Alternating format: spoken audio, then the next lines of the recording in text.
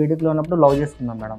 అంటే పెళ్లి చేసుకుందాం అనుకుంటున్నాం మేడం. ఈ విషయం వాళ్ళ నాన్నగారికి తెలిసింది మేడం. తెలిస్తే వాళ్ళ ఇంట్లో మా ఇంట్లో బెదిరించారు మేడం.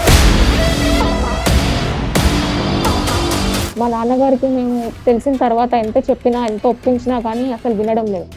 నన్ను బెదిరించడం కానీ లేదంటే తినని బెదిరించి వీళ్ళ అమ్మ నాన్నని బెదిరించి కొట్టడం, ఇతను ఒకసారి కొట్టారు కూడా. ఎంత బతిమలాడినా ఎంత రిక్వెస్ట్ చేసినా కానీ ఒప్పుకోవడం లేదు. ఇంకా మాకు చనిపోవడం తప్ప వేరే ఆప్షన్ లేదు మేడం. మీ దగ్గర చనిపోవటం పాడుగాను వచ్చిన కాడి నుంచి అదే డైలాగ్ చెప్తున్నారు. అంత ఈజీ అయిపోయిందమ్మా మీకు. హలో డాడీ, నేను గౌతమని మాట్లాడుతున్నాను డాడీ. చిన్నగా రెక్కలు ముక్కలు వర్క్ చేసి పిల్లలను డెవలప్ చేస్తే ఎవడో ఒకడు వచ్చి కొంగిస్కా గొట్టంగాడు వచ్చి మాట్లాడితే అట్లా మాట్లాడకూడదండి. మీరు పెద్దోళ్ళు అయ్యుండి మనం అట్లా మాట్లాడకూడదు కదండి. తనకు అవకాశం ఇవ్వాలి కదా నాన్న. మీరు అవకాశం ఇవ్వాలి అతనికి. ఏం అర్హత ఉందని ఇస్తారమ్మా అవకాశము? దోసల కూతురువేనా? మాది వచ్చేసి తెలంగాణ, తనది వచ్చేసి ఆంధ్ర. కమ్యూనిటీ వైజ్ కూడా డిఫరెన్స్ మాది. కమ్యూనిటీ ఒకటి, ఇద్దరు రాష్ట్రాలు వేరు, రాష్ట్రాలు దాటిన ప్రేమలు. అబ్బాయిని కుట్టడం కానీ వాళ్ళ అమ్మ నాన్నని బెదిరించడం కానీ ఇదే చేస్తున్నారు. మా బిడ్డలు ఈ విధంగా చేస్తే ఆ బాధ ఎలా ఉంటుందో మేము అర్థం చేసుకోగలం. మీరు చెప్పిన ప్రతి సమస్య కూడా నిజంగా మీకు బాధ కలిగించేటటువంటి విషయం. తల్లిదండ్రులు నమ్ముకోవడం పిల్లల్ని తప్ప, అసలు పిల్లల్ని కనడమా తప్ప. నాన్న ఇలా మాట్లాడితే నాకు చనిపోవడం తప్ప వేరే దారి లేదు నాన్న. నేను అందుకనే ప్రేమించావు కాబట్టి చావు. నేను చస్తా ఇక్కడ, నేను చస్తా, ఇక్కడ ఉన్న వాళ్ళందరూ చస్తాం ఇక్కడ. ఇలా పిల్లలు కానీ వెళ్ళిపోతేనండి మాకు ఒక హైకోర్టు అంటే మనకి చట్టం ఒక అవకాశం కలిగించింది. ఈ వయసులో మళ్ళీ మొదటి నుంచి టెన్షన్స్ ఏంటి మేడం? ఏ పిల్ల కోసం అయితే మనం ఇంత కష్టపడ్డామో ఆ పిల్ల కోసం మళ్ళీ మొదటి నుంచి ఆలోచించాల్సిన పరిస్థితికి వచ్చింది జీవితం. ఇదంతా కూడా అబ్బాయి ఖచ్చితంగా వాడు ఒక రోగం తెలిసింది, సబ్జెక్టులు ఫెయిల్ అయ్యాడంట.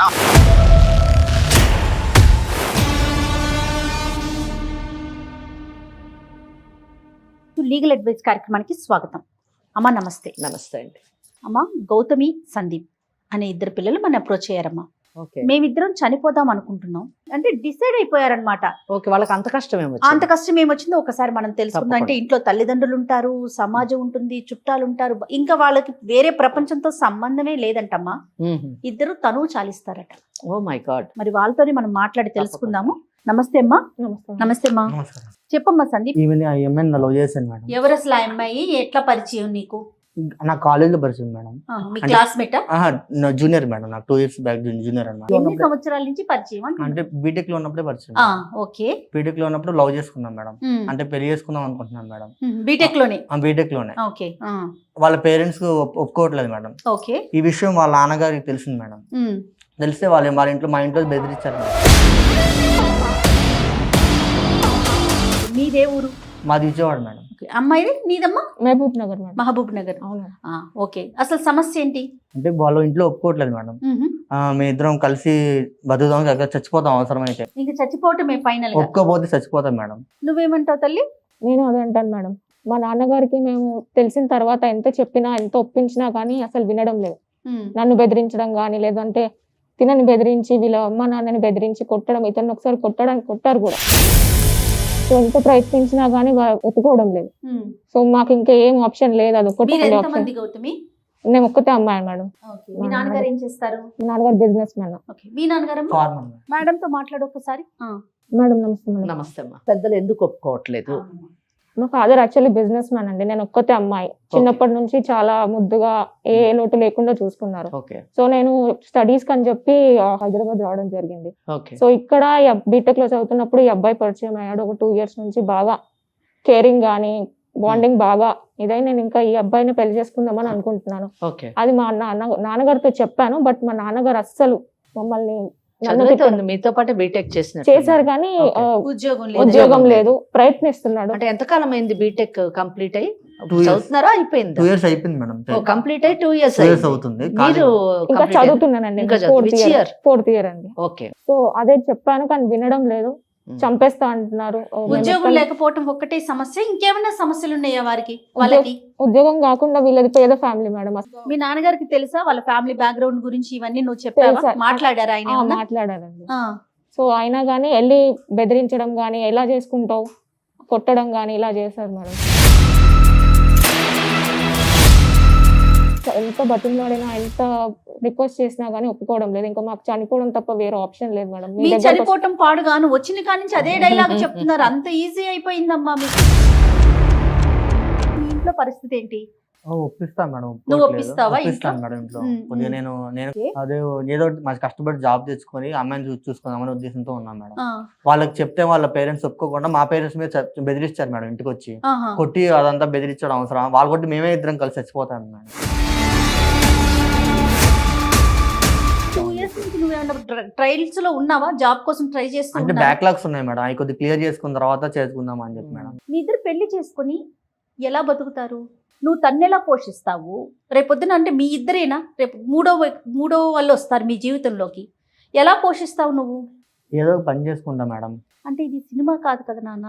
ఏదో ఒక పని చేసేసుకొని తెల్లారిపాటికి నువ్వు కోటేశ్వరుడైపోయి ఉద్యోగం చేసేసుకొని సంపాదించేసేయడానికి ప్రాక్టికల్ గా ఆలోచించండి. అదే ఇబ్బంది పడుతున్నారేమో వాళ్ళ నాన్నగారు. ఇక్కడ మేడం ఒక్కటి, వాళ్ళ తల్లిదండ్రులు ఎందుకు వద్దంటున్నారు అన్నదే ఆలోచించాలి. అవునమ్మా. తల్లిదండ్రులు ఎప్పుడు కూడా వ్యతిరేకిస్తుంటారు, ఆనాటి నుంచి ఈనాటి మటుకు కూడా.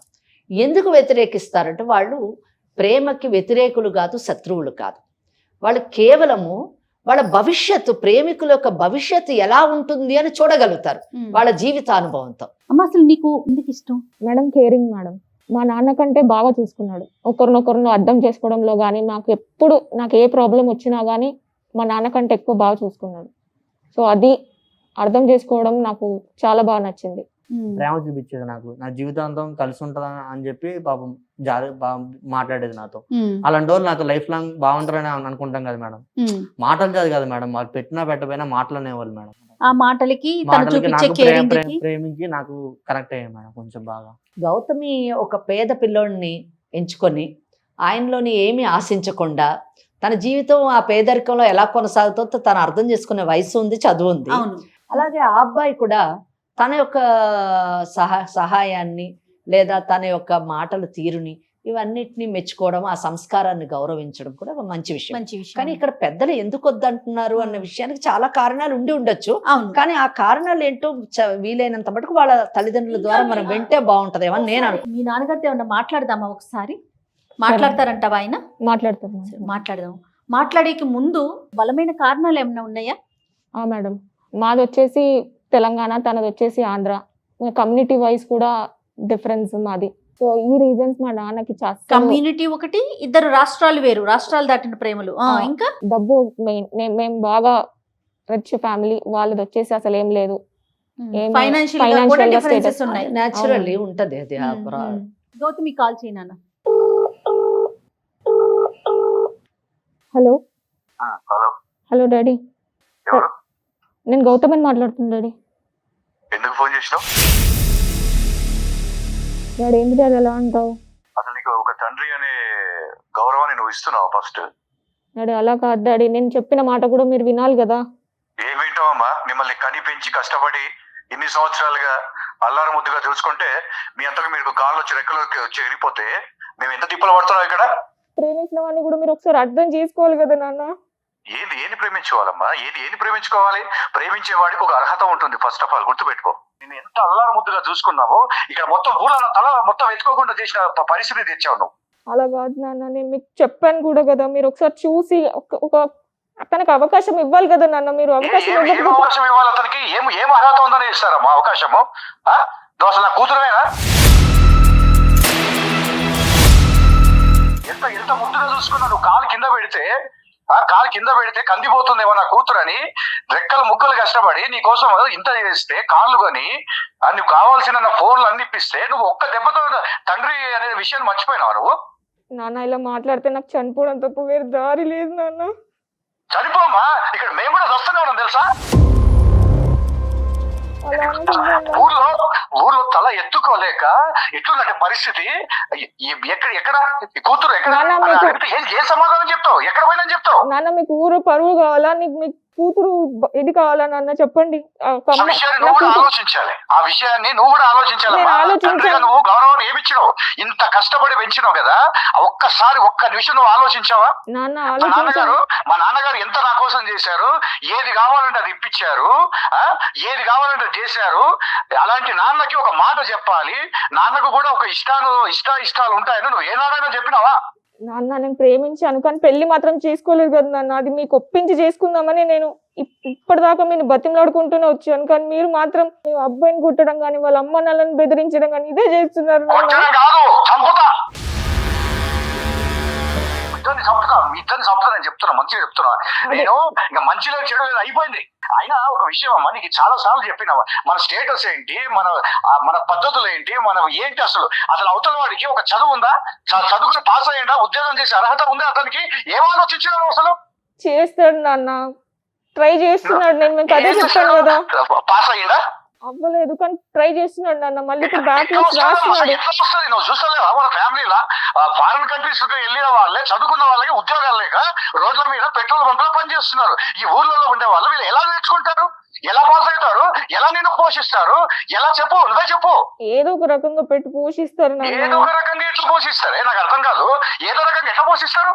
నాన్న మీరు మాట్లాడితే నాకు చనిపోవడం తప్ప వేరే దారి లేదు. అందుకనే మీరు చేసిన పనికి నేను ప్రతి నిమిషం చచ్చిపోతున్నా ఇక్కడ. నాకు అసలుకి ప్రతి నిమిషం చచ్చిపోవాలి నేను. ఎంత పని చేశాడు, చెప్పకుండా చెయ్యకుండా ఒక మాట అడగాలి కదా. నీకు ఏం తక్కువ చేసినావు? నేను ఏం తక్కువ చేసినావమ్మా మీకు? ఎవడొక వేస్ట్ ఫెలో దగ్గరికి ఒక వాడు చదువు నేను అన్ని ఎంక్వైరీ చేసిన, ఒక కాలేజీలో పాస్ మార్క్ లేదు, ఒక అటెండెన్స్ లేదు, అట్లాంటి వ్యక్తి దగ్గర నువ్వు పెట్టుకుంటే ఏ విధంగా నువ్వు జీవితాన్ని ముందుకు తీసుకెళ్తావు? నాన్న నేను చెప్పేది ఒకసారి వినండి నాన్న. ఒక్కసారి ఆ అబ్బాయితో కూర్చొని మాట్లాడి వినండి నాన్న. ఒక్క నిమిషం నువ్వు ఆగు. ఇప్పుడు పోనీ మన ప్రాంతం వాళ్ళ, ఎక్కడో పక్క రాష్ట్రం వాళ్ళు, తెలుగు మాట్లాడినా సరే పక్క రాష్ట్రం వాళ్ళు, తర్వాత అసలు మన క్యాస్ట్ గురించి నువ్వు ఆలోచించినావా? మనకు ఒక స్టేటస్ గురించి నువ్వు ఎప్పుడైనా ఆలోచించినావా? నేను రేపు నీకు చిన్నప్పుడు చెప్పేమని గుర్తుందా? నేను ఇళ్ళ రికం తెచ్చుకుంటానమ్మా నీకోసం, ఎంత ఖర్చు పెట్టానా సరే నేను అన్నానా లేదా? అవునా, కరెక్ట్ అన్నారు. మరి ఇప్పుడు నువ్వు అసలు నా కళ్ళ ముందే లేకుండా ఎక్కడికి వెళ్ళిపోతా అంటే ఎన్ని విధాలుగా నా పరుగు తీసినావు. ఊర్లో ఉండే పరిస్థితి లేదు, బయటకు వెళ్ళి కదలడానికి లేదు, కులం వాళ్ళు అడుగుతున్నారు. ఏంది ఇది? నాన్న ఇలా మాట్లాడితే నాకు చనిపోవడం తప్ప వేరే దారి లేదు నాన్న. నేను అందుకనే ప్రేమించినావు కాబట్టి చావు. నేను చస్తా ఇక్కడ, నేను చస్తా, ఇక్కడ ఉన్న వాళ్ళందరూ చస్తావు. ఇక్కడ నువ్వు ఒకదానివే కాదు, నీ వల్ల అందరు సమస్యలు అనుభవిస్తున్నారు. నాకు ఎంత నరకం ఉందంటే, నేను ఎప్పుడు నా జీవితంలో నాకు ఆస్తులు లేకపోయినా, తల్లిదండ్రులు ఇచ్చినా లేకపోయినా, నేను ఎప్పుడు బాధపడలే. నా కూతురు కూతురు కూతురు కూతురు అని చెప్పుకొని తిరిగినా కదా, అదే చివరికి నాకు శాపంగా మారిపోయింది. మీరు కూతురు అని అంటున్నారే కానీ మీరు అలా అర్థం చేసుకోవట్లేదు నాన్న. మీరు నేను ప్రేమించానని చెప్పినప్పుడు ఒక్కసారి కూర్చొని మాట్లాడాలి కదా. నేనైతే రాను నాన్న. నేను ఉంటే ఆయనతోటే ఉంటాను, పెళ్ళంటూ చేసుకుంటే అబ్బాయినే చేసుకుంటాను. నేను నాకు అర్థం అయితలేదు ఎందుకు ఇట్లా మాట్లాడుతున్నావు. పక్కన మాట్లాడిస్తున్నాడా? నాన్న నేను చనిపోతాను నాన్న మీరు ఇట్లా చేస్తే. సావే, నువ్వు సావు, లేదంటే నేనే వచ్చి చంపుతా. ఎక్కడ చెప్పండి. ఆగండి ఒకసారి ఇటు నాకు. హలో నమస్తే అండి, నేను జయానండి, సుమన్ టీవీ నుంచి మాట్లాడుతున్నాను, లీగల్ అడ్వైజ్ అనే ప్రోగ్రామ్ నుంచి. పాప అంటే తప్పుగా అనుకోకండి, మీ బాధని మేము అర్థం చేసుకోగలము. స్టూడియోకి వచ్చిందండి పాప, గౌతమి అండ్ తన బాయ్ ఫ్రెండ్ని తీసుకొని ఇక్కడికి వచ్చింది. నాతో పాటు లీగల్ అడ్వైజర్ మన వెంకటేశ్వరి గారు ఉన్నారండి. పిల్లలు అంటే ఎలాంటి నిర్ణయంలో ఉన్నారు అంటే ఇంకా ఇదే ఫైనల్ అన్నట్లుగా మాట్లాడేసరికి ఒకసారి మీతో మాట్లాడదాము, ఏంటి అసలు ఈ పరిస్థితికి గల కారణాలు ఏంటి అనేసి కాల్ చేశానండి. నేనే చేయమన్నాను. మేడం ఇది చెప్పాలంటే ఒక తండ్రిగా పరువు తక్కువ, సిగ్గు తక్కువ విషయాలు ఇవన్నీ కూడా. కాకపోతే నాలాగా ఈ తండ్రుల ఆవేదనలు కూడా నేనంటే ఏం మాట్లాడే పొజిషన్ లో లేను మేడం. ఎందుకంటే ఎట్లా ఉందంటే పరిస్థితి చెప్పలేము. ఇక్కడ మాకు ఊర్లో నేను ఎంతో అల్లారు ముద్దుగా పెంచుకున్న అమ్మాయి ఈరోజు ఇలా చేస్తుందంటే అది ఒక తండ్రిగా అంటే సరే, ఈ సమాజంలో తండ్రులు పడుతున్న కష్టాలు నష్టాలు కూడా మీరు తెలుసుకోవాల్సిందే. తప్పకుండా మీకు ఆ గౌరవం ఇవ్వాలన్న ఉద్దేశంతోనే మీకు ఒకసారి ఫోన్ చేయమని చెప్పాం. పిల్లల మాట వినకుండా మీరు అంగీకరించకపోవటానికి బలమైన కారణాలు మీ వైపున ఉన్నవి. మేడం ఇక్కడ ఏంటంటే అండి, చాలా మంది సెంటిమెంట్ ఫెలోస్ గా చాలా మంది ఉంటారు మేడం. చిన్నప్పటి నుంచి అందరూ కూడా ఈ కాలంలో ఎవరు లేరు. కానీ తండ్రిగా మాత్రం ప్రతి ఒక్క వ్యక్తి ఇలానే ఆలోచిస్తాడని మాత్రం నేను ఒక తండ్రిగా అనుకుంటున్నా. అయితే ఒక అమ్మాయిని అసలు ఒక అమ్మాయి పుట్టంగానే అమ్మాయి భవిష్యత్తు గురించి ఆ అమ్మాయి ఇలా ఉండాలి, ఇలా తిరగాలి, ఇలా ఒక అబ్బాయితో ఇచ్చి పెళ్లి చేయాలి, ఇలా ఫ్యూచర్ లో వాళ్ళు ఒక ఇంట్లో ఉంచాలి అని మేము కష్టపడింది ఎందుకు మేడం? చిన్నప్పటి నుంచి కూడా తిండి తినక రెక్కలు ముక్కలు వర్క్ చేసి పిల్లలను డెవలప్ చేస్తే ఎవడో ఒకడు వచ్చి కోన్గిస్కా గొట్టంగాడు వచ్చి మాట్లాడితే అట్లా మాట్లాడకూడదండి. మీరు పెద్దోళ్ళు అయ్యుండి మనం అట్లా మాట్లాడకూడదు కదండి. మేడం ప్రేమించిన వ్యక్తికైనా ఫస్ట్ ఆఫ్ ఆల్ ఒక అర్హత ఉండాలి మేడం. నేను కనుక్కున్నా, వ్యక్తి గురించి కనుక్కున్నా. అర్హత అంటే మీరు అంగీకరించకపోవడానికి కారణం ఏదన్నా చెప్పండి ఒక్కసారి నాకు. నా కూతుర్ని నేను బాధ్యతగా పెంచి ఎప్పుడో చిన్నప్పటి నుంచి నేను ఆస్తులు ఆ పిల్లకు కూడబెట్టుకుంటూ వస్తున్నా. ఓకే ఓకే కూడబెట్టుకుంటూ వస్తున్నా. అవతల వ్యక్తి ఎలా ఉన్నాడంటే నేను కొన్ని విషయాలు తెలుసుకున్నా. కేవలం ఆస్తి కోసమే ఈ ట్రాప్ జరుగుతుందని. ఇదంతా కూడా ఒక ట్రాష్ మేడం. ఇదంతా పెళ్లి చేసుకుంటారు, అయిపోయిన తర్వాత పిల్లలు ఏం చేస్తారు అనేది కూడా ఒక క్లారిటీ లేదు. ఇదంతా కూడా అబ్బాయి ఖచ్చితంగా వాడు ఒక రోగం తెలిసింది, సబ్జెక్టులు ఫెయిల్ అయ్యాడంట. అవును మేడం, ఒకవేళ వీళ్ళు పెళ్లి చేసుకుంటే ఎలా బతుకుతారు మేడం? ప్రతి మనిషికి పరువు ఉంటుంది మేడం. పరువు అంటే మేడం మనం సంపాదించుకున్న ఆస్తులు ఇవన్నీ కాదు మేడం, మన పిల్లలు. నా పరువే నా పిల్లలు అయినప్పుడు ఆ పిల్ల ఎవరితో తిరుగుతూ ఎక్కడెక్కడో తిరుగుతూ ఈ రోజు వచ్చి నేను చచ్చిపోతా అంటే ఎలా అవుతుంది మేడం? వాళ్ళు చావడం కాదు మేడం, నేనే చంపేస్తాను. వాళ్ళని చంపి నా భార్యను కూడా చంపి నేను చచ్చిపోతా. సమస్య అన్నిటికీ చావే పరిష్కారం అండి. మీరు అదే మాట మాట్లాడుతున్నారు. మీ కూతురు కాబట్టి ఆ పిల్ల కూడా అదే చెప్తా ఉంది. మరి ఏం చేయాలి మేడం? ఇప్పుడు పరువు పోయి ప్రతిష్ట పోయి అసలు ఊర్లో నేను నిజంగా మేడం ఒక తండ్రిగా చెప్పాలంటే నా వల్ల బతుకుతున్నామంటే బతుకుతున్నాం మేడం, అంతే. కాదండి, నాతో పాటు అమ్మ అడ్వకేట్ వెంకటేశ్వరి గారు ఉన్నారు. ఒక్కసారి మాట్లాడండి అమ్మతో. హలో హలో నమస్కారం అండి మేడం. నమస్తే అండి. నాకు ఈ కేసు అంతా వింటూ ఉంటే చాలా ఆశ్చర్యంగా, చాలా నవ్వు కూడా వస్తుందండి. సేమ్ మేడం, ఇదే పరిస్థితి ఊర్లో మొత్తం ఇదే ఎదుర్కొంటాం మేడం. ఎట్లా ఉందంటే అది ఒక తండ్రిగా నేను ఇంకా చెప్పుకోలేదు. లేదు నేను అర్థం చేసుకోగలను. ఎందుకంటే మీ పిల్లలు చేసినటువంటి ఈరోజు మీకు తీసుకొచ్చినటువంటి సమస్య మీకు కొత్త. కానీ మాకు అడ్వకేట్గా ఎన్నో కేసులు మేము చూస్తూ ఉంటాము. తల్లిదండ్రుల బాధని మేము అర్థం చేసుకోగలము. అలాగే పిల్లలు ఎదుర్కొనేటటువంటి సమస్యలను కూడా మేము అర్థం చేసుకోగలం. అదే మాట్లాడదాం. మీరు కొంచెం ఓపెన్ మైండ్తోని ప్రశాంతంగా వింటే తప్పకుండా ఈ సమస్యకి సొల్యూషన్ చావు కాదు. మా బిడ్డలు ఈ విధంగా చేస్తే ఆ బాధ ఎలా ఉంటుందో మేము అర్థం చేసుకోగలం. మీరు చెప్పిన ప్రతి సమస్య కూడా నిజంగా మీకు బాధ కలిగించేటటువంటి విషయం. ఈరోజు వాళ్ళు చేసినటువంటి పని మీకు ఊర్లోని మీరు తలెత్తుకోలేకుండా సమాధానం చెప్పలేనటువంటి ఒక భయంకరమైనటువంటి బాధ పరిస్థితిలో మీరు ఉంటారన్నది నేను అర్థం చేసుకోగలను. లేదు మేడం, బాధని కాదు మేడం. చెప్పాలంటే ఎట్లంటే అసలు మేమిద్దరం భార్యాభర్తల ముందు చచ్చిపోవాలనిపిస్తుంది. కానీ ఫస్ట్ దీనికి అంతటికి ఇలాంటి ఈ సంఘటన అంటే ప్రతి తండ్రి కూడా ప్రతిసారి ఇలా ఎందుకు రియాక్ట్ అవుతుంటారు మేడం అంటే ఇలా తల్లిదండ్రులు నమ్ముకోవడం పిల్లల్ని తప్ప, అసలు పిల్లల్ని కనడమా తప్ప. కనీసం నా లైఫ్ అయినా వాళ్ళకి మెసేజ్ ఇస్తుందేమో అనేసి చివరిసారిగా నేను ఇలా ఎవరు చేయకూడదని అంత గట్టిగా నిర్ణయం తీసుకున్నాను మేడం. ఎందుకంటే తిండి తినబుద్ధి అవ్వట్లా, అసలు ఒక బయటికి వెళ్ళబుద్ధి అవ్వట్లా. ఎందుకురా ఈ జీవితం, ఈ పిల్లలు ఎందుకురా కన్నాం, ఎందుకురా నాయనా అనేసి. ఇక్కడ అదే విషయమే ఈ అమ్మాయి ఒక మాట చెప్పింటే వీళ్ళు చెప్పకుండా వెళ్ళిపోయి ఎక్కడికి వెళ్ళిపోయి ఫోన్ చేస్తే నేను ఇక్కడ ఉన్నానని చెప్తే ఎట్లా ఉంది మేడం? ఒక తండ్రిగా నాకు బాధ్యత ఉంటుంది. నేను ఇప్పటికీ మేడం తప్పు ఎక్కడ ఉందో ఆలోచిస్తూనే ఉన్నాను. కానీ ఒక మాట నాన్న ఇలా జరిగిందని చెప్పకుండా వెళ్ళిపోయి ఊరు మొత్తం పరువు తీసేసి ఇప్పుడు వచ్చి ఇంత బహిర్గతంగా చేస్తే ఎలా మాట్లాడతాం మేడం? ఇది 100% రాంగ్ అండి.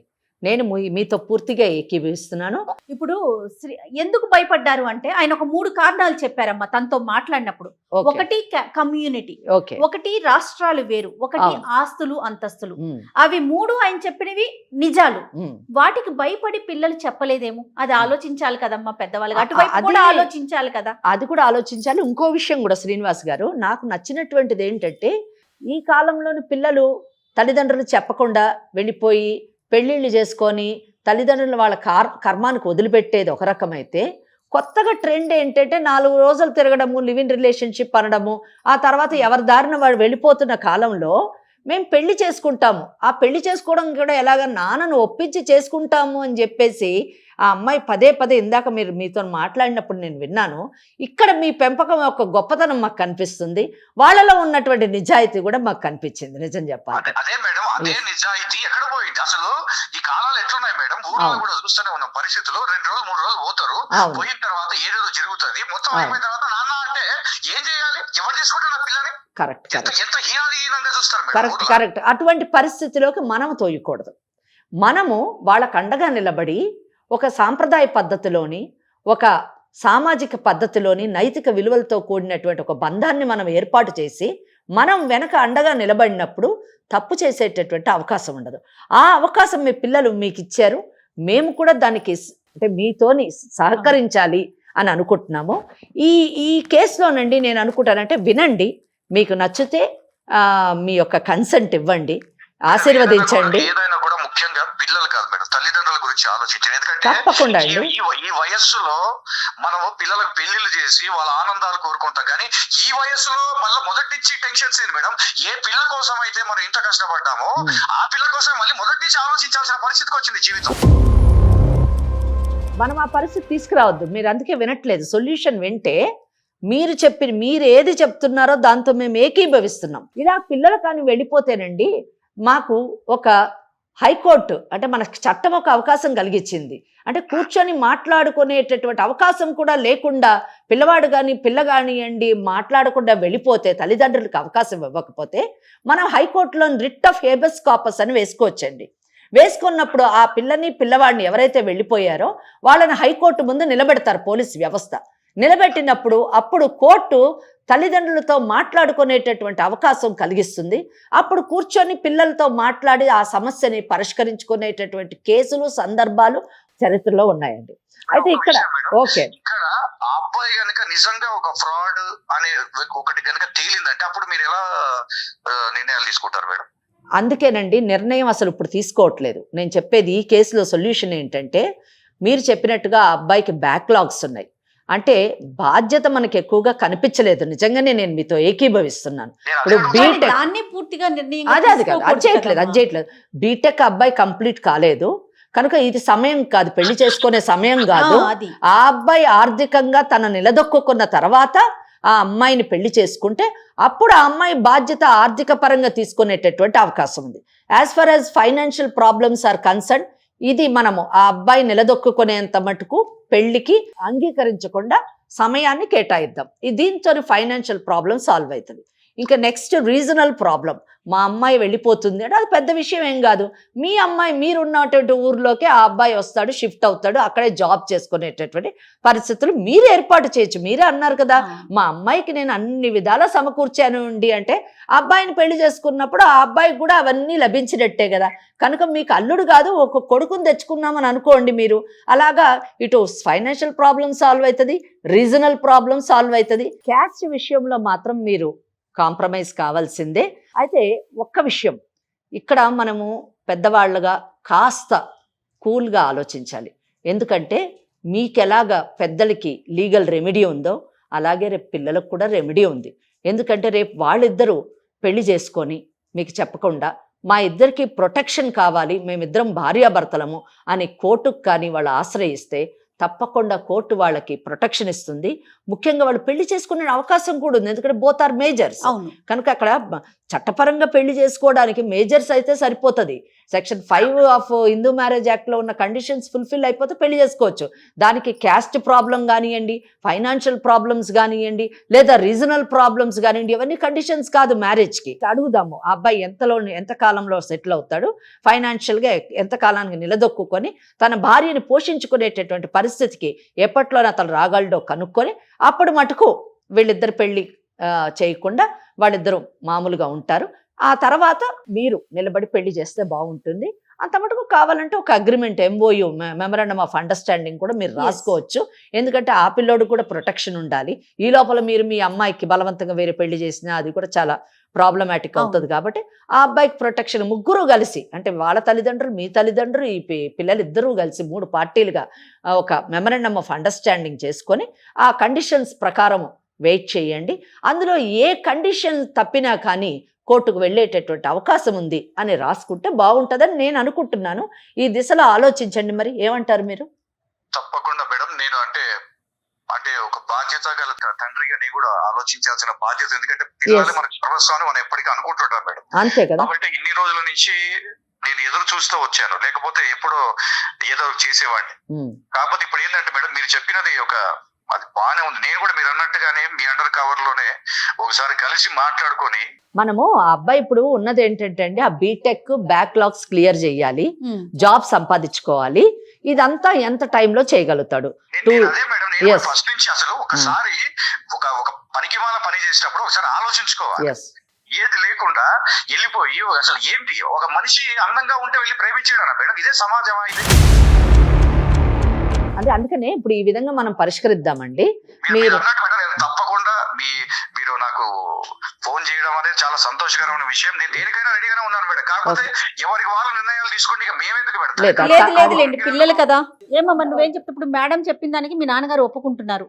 ఏమండి శ్రీనివాస్ గారు, అంతే కదా? మేడం నేనైతే మీరు చెప్పినట్టు వింటున్నాను మేడం. నేను ఖచ్చితంగా అబ్బాయి నిలబడతాడు అనుకున్నట్టు ముందుకు వెళ్ళి ఒక ఆర్థిక సంపాదన పరంగా నిలబడతాడని ఒక నమ్మకం కలిగితే మాత్రం నేను ఒకసారి ఆలోచిస్తాను మేడం. ఏమన్నా నువ్వేమంటావు?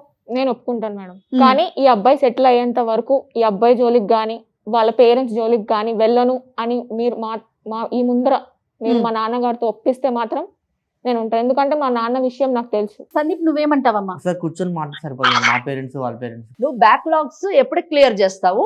నువ్వు జాబ్ ఎప్పుడు సంపాదించుకుంటావు? ఆర్థికంగా నువ్వు నిలదొక్కుకోవడానికి మాకు ఎంత టైం కావాలో చెప్పు. మేము వాళ్ళ ఫాదర్తో మాట్లాడతాము. ఈ అమ్మాయిని అంత మటుకు వాళ్ళ తండ్రితో ఉంటది అమ్మాయి.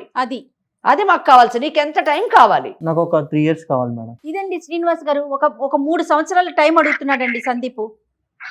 మేడం ఒక ప్రశ్న, ఇప్పుడు ఈ 3 సంవత్సరాల పాటు మా అమ్మాయి మా ఇంట్లోనే ఉండాలండి. 3 సంవత్సరాల పాటు కాదండి, ఈ క్షణమే మీ ఇంటికి పంపుతాం. ఈ క్షణమే.